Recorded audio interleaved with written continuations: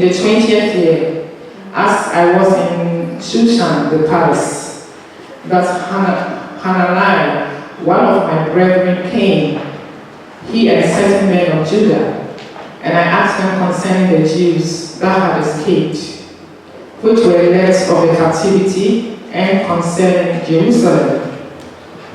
And they said unto me, the remnants that are left of the captivity there in the province are in great affliction and reproach. The wall of Jerusalem also is broken down, and the gates thereof are burned with fire.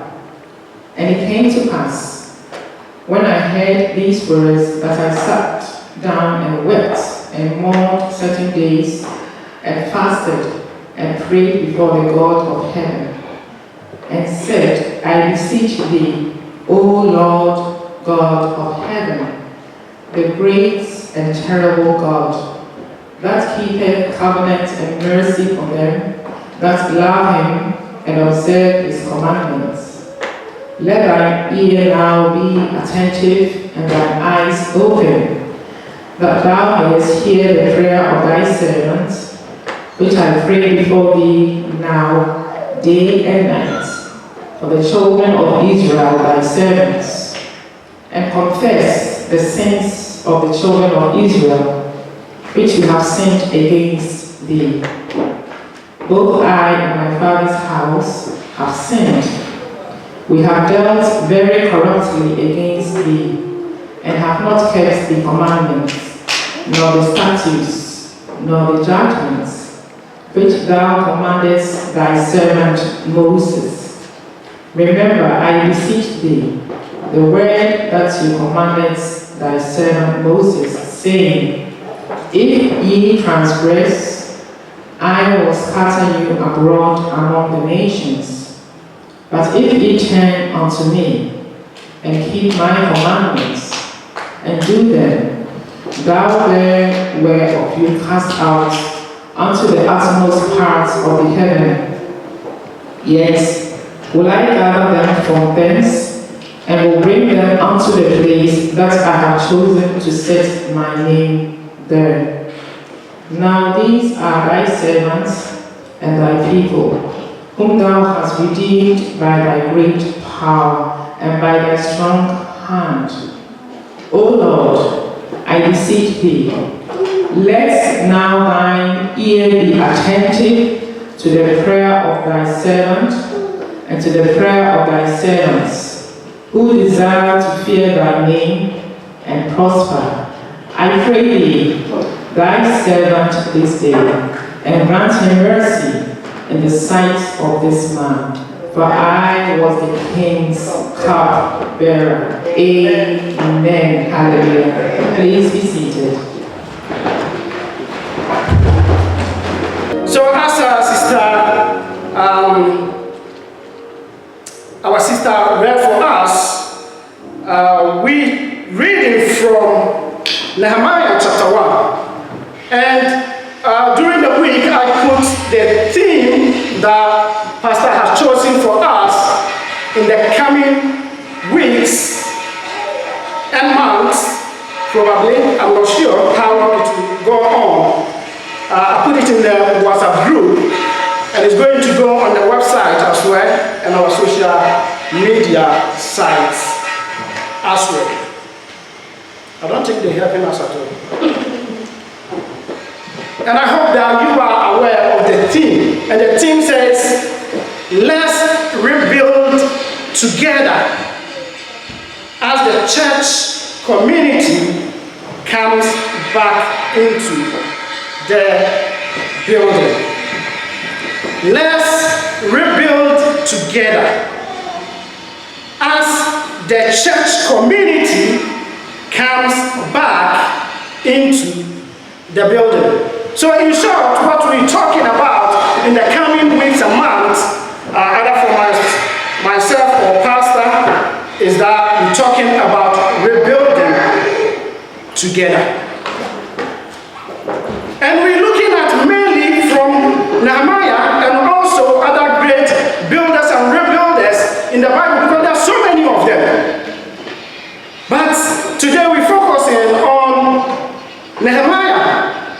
And thank you for the privilege that Pastor given to me to introduce the subject to you.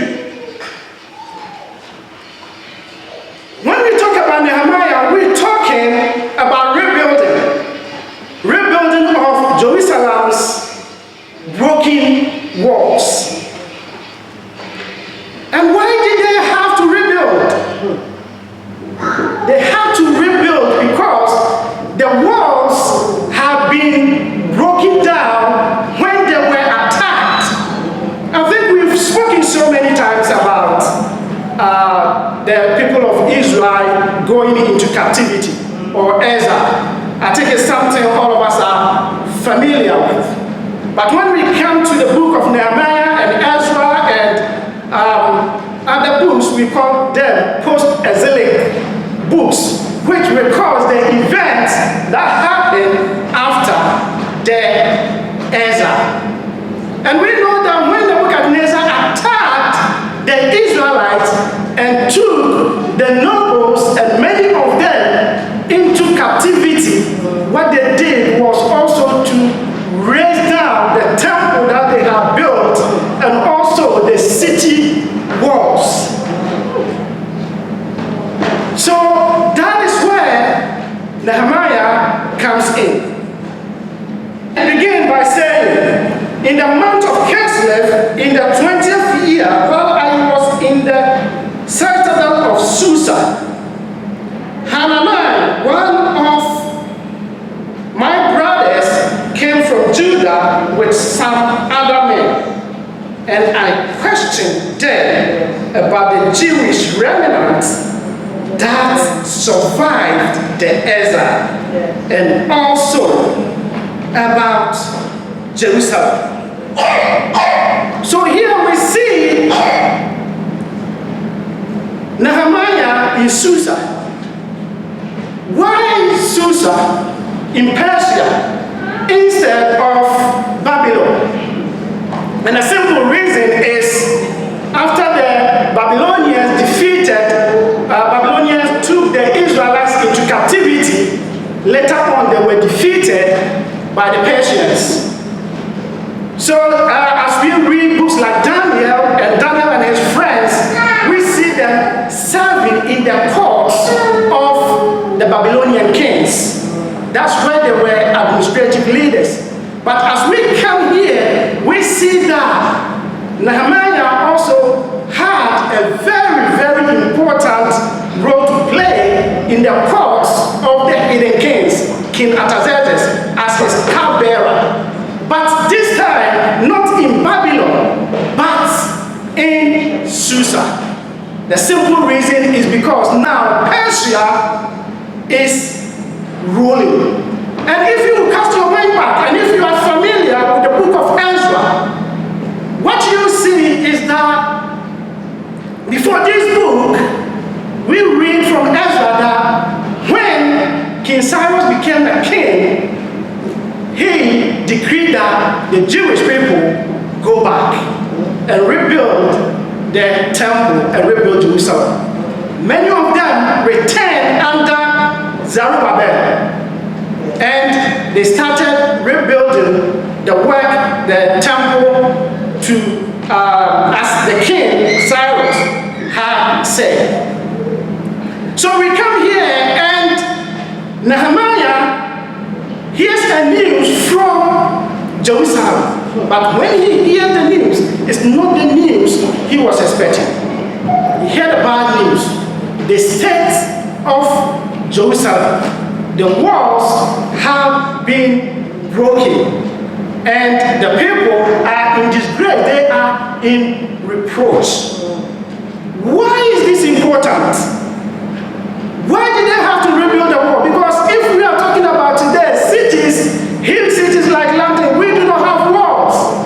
It's alien to us. What does it mean to have city walls? It doesn't make any sense to us. But in those days, to have a city that is without wall means that you are prone to attack from the enemies. Because the enemies can come in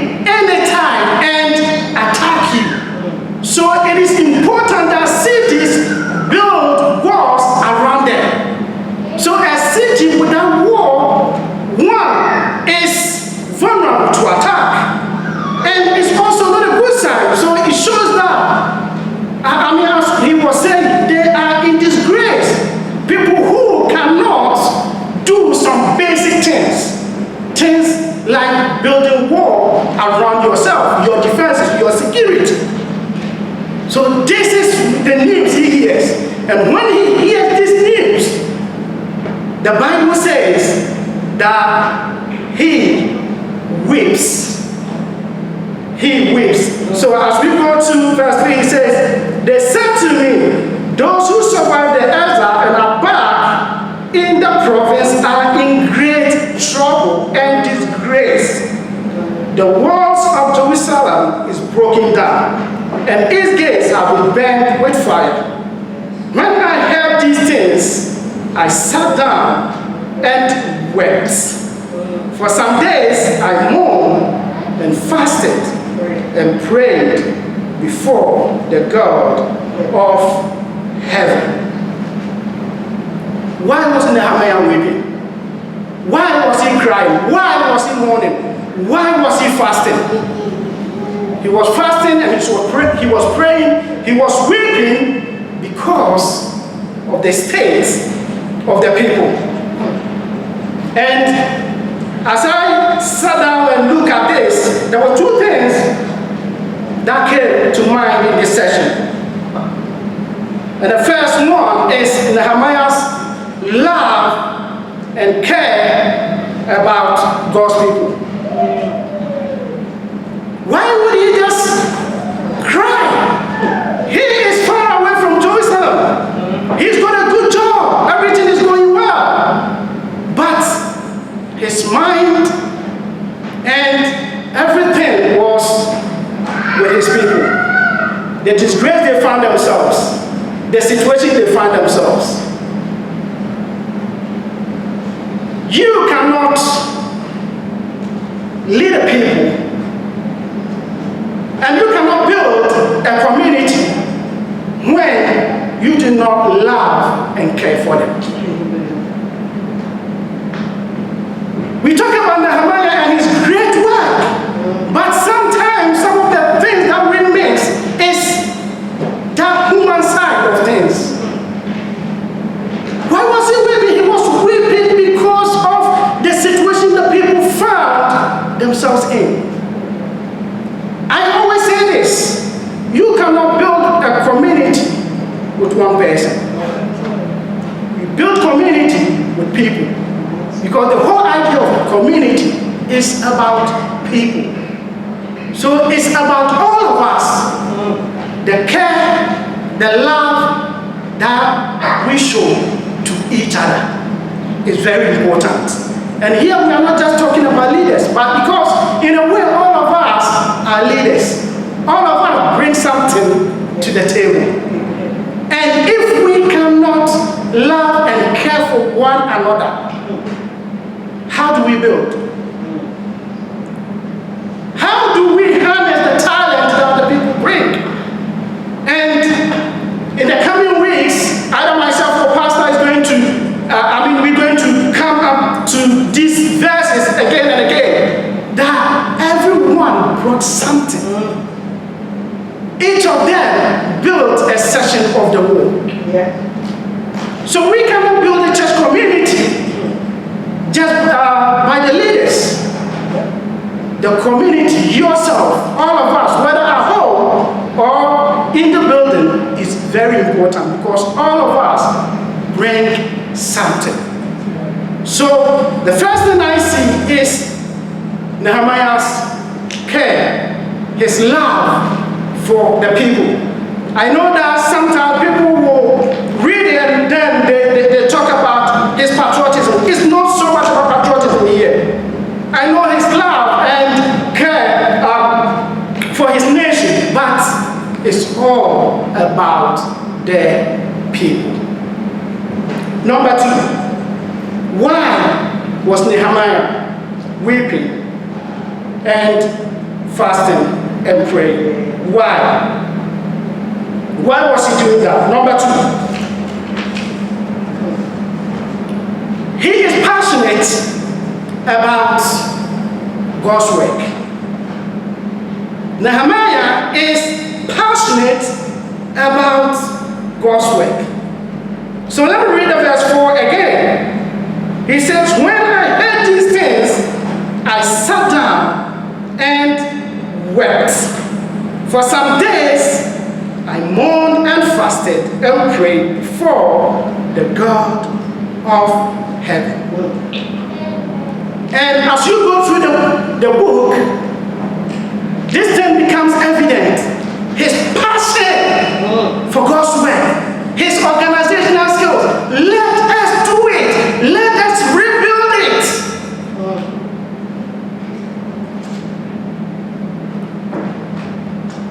Listen, when we do God's work with that lack of enthusiasm, that lack of passion, it does nothing that kills my soul like that, than that. And as you read through the Bible, it's not just Nehemiah. Talk about someone like David. If you spend time reading his Psalms, the emotions that go through, the Lord is my shepherd. I don't think he was just sitting down and said, the Lord is my shepherd. He says it with passion. Give thanks to the Lord, for he is good. Enter his courts with thanksgiving and with praise. You don't say these things just like something, doesn't bother you. I remember Jeremiah. I'm not talking about Nehemiah. Jeremiah the prophet, the great prophet. He went through so much. He was beaten, thrown into a pit. They wanted to kill him. He went through a lot of things. And sometimes he wanted to give up. But as you read Jeremiah chapter 9 and verse 20, he says, if I say I will not make mention of him again, it's like a fire thrown in my bones. I cannot stop. How can you do God's work without passion? Without your heart not being in there? With a laid-back attitude, as if nothing is at stake. But in our own words, the things that we do, we put all of our energy in. I've sat here so many times with the young people, and as they practice sometimes to sing or to do some activities previously, as you, all of us know, and as I sometimes sit here, and Gifty and others will testify to that. They've got some wonderful, great talents. And I love them to bits. But sometimes when I sit there and I look at the attitude and I look at they're doing this, though they have the talent and everything, but there's no passion, it kills my soul.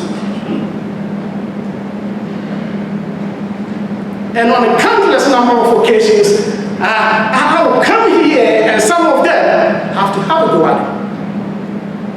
And sometimes tell them to do it with all their hearts, with all their soul.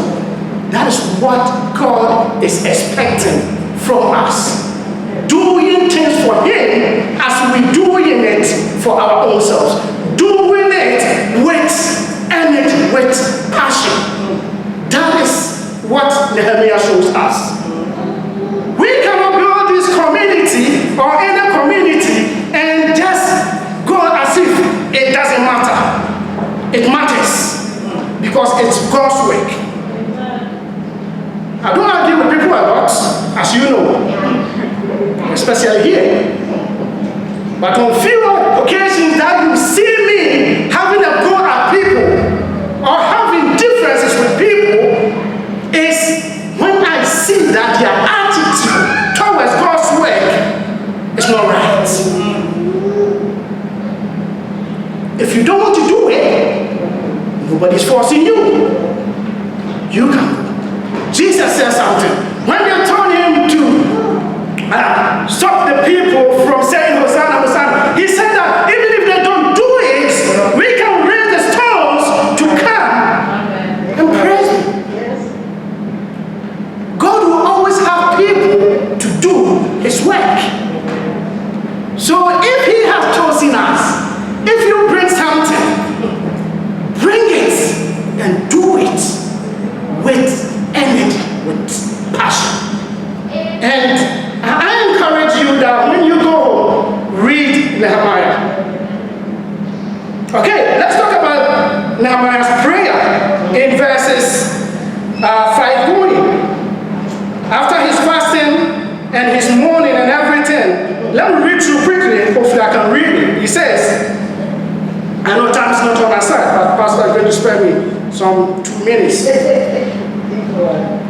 He says, "Oh Lord, God of heaven, the great and awesome God, who keeps his covenant of love with those who love him and obey his commands, let your ear be attentive and your eyes open to the prayer your servant is praying before you day and night for your servants, the people of Israel. I confess the sins we Israelites, including myself and my father's house, have committed against you. We have acted very wickedly towards you. We have not obeyed the commands, decrees, and laws you gave your servant Moses. Remember the instruction you gave your servant Moses, saying, if you are unfaithful, I will scatter you among the nations.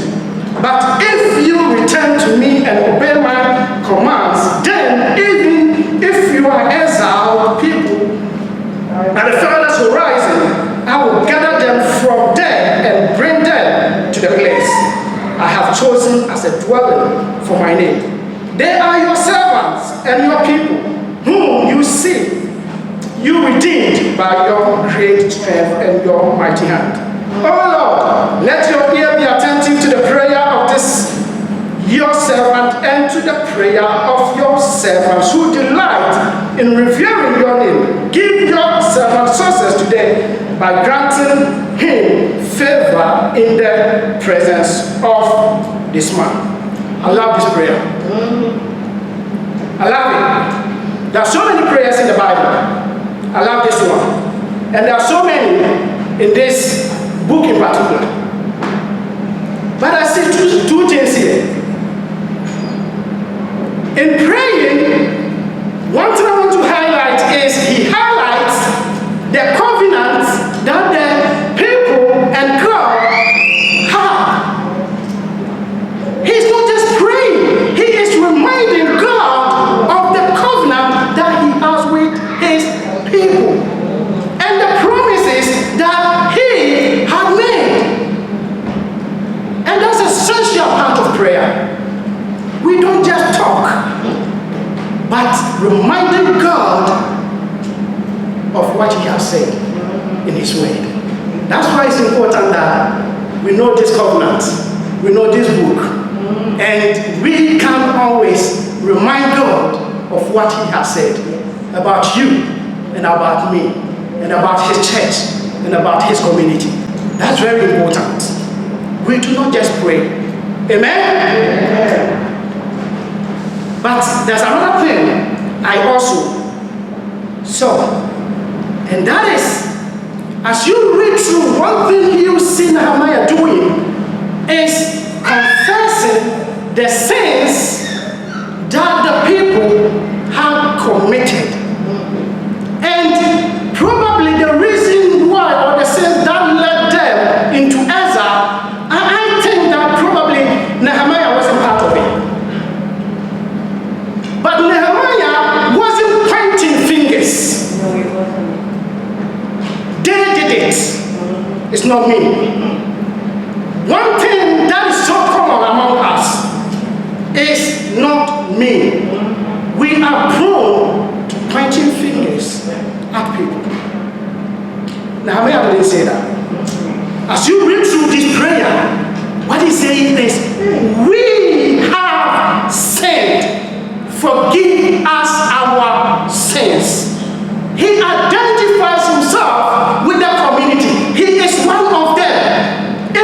Though individually he may not have committed anything, but he identifies himself to the community and counting himself as one of them.